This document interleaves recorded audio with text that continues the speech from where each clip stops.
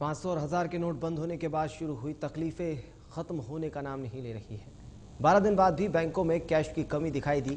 एटीएमों के बाहर लंबी लंबी कतारें लोगों की परेशानियां समझ आ सकती थी। लोगों को घंटों में लाइन लगने के बावजूद भी कैश नहीं मिल पा रहा है। सबसे ज्यादा दिक्कत उन लोगों के लिए है जिनके घरों में शादी है। बैंकों में कैश के क्रश के आवाम बेहद बेहाल है। नोटबंदी के दौरान दावे तो बड़े बड़े किए गए थे, लेकिन जमीनी हकीकत कुछ और ही नजर आ रही है। आया था पैसे बाहर जो बता रहे थे 5000 रुपये, लेकिन बैंक मैनेजर साहब ने मदद करी 20,000। शादी किसकी है? मेरी लड़की की है। कब शादी? 8 दिसंबर की।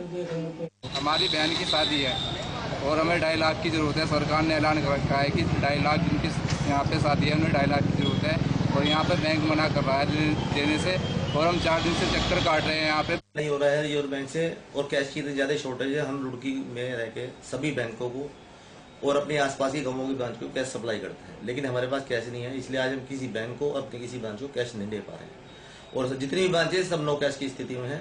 अपने कस्टमर से रिक्वेस्ट करके किसी तरह काम चला रहे हैं। किसी को 10,000 की जरूरत हो तो 1,000 दे रहे हैं, और अधिकतर को हम मना ही कर रहे हैं। ना शादी वालों को कैश दे पा रहे हैं क्योंकि हमारे पास कैश नहीं है। अगर हम ब्रांच की साइज देखें ब्रांच का, तो इस हिसाब से हमारे पास कम से कम 70 से 75 लाख की विड्रॉल आएगी, जो साइज है ब्रांच का। उस हिसाब से हमारे पास 10 से 12 लाख कैश आ रहे हैं रोज के। हमारे पास 10 लाख कैश है, 200 लोगों की लाइन खड़ी है। तो हम ये कोशिश कर रहे हैं कि 200 लोगों में 5,000 बांटे। 2 कैब 24,000 का है। हमें पता है कि सबकी राइट्स है कि वो 24,000 हफ्ते में निकाल सकते हैं, लेकिन हमारे पास कैश नहीं, हम क्या करें। नोटबंदी के फैसले को लेकर लगभग 2 सप्ताह होने जा रहे हैं और आज भी बैंकों के बाहर लोगों की लाइनें खत्म होने का नाम नहीं ले रही हैं।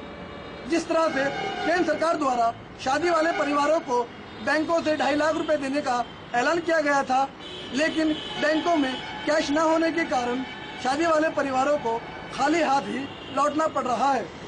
केंद्र सरकार और आरबीआई की ओर से दावे तो किए जाते हैं, लेकिन इन दावों में कितनी सच्चाई होती है इसका अंदाजा आप खुद लगा सकते हैं। मेरे सहयोगी अनिल सैनी के साथ मैं परवेज आलम रुड़की से।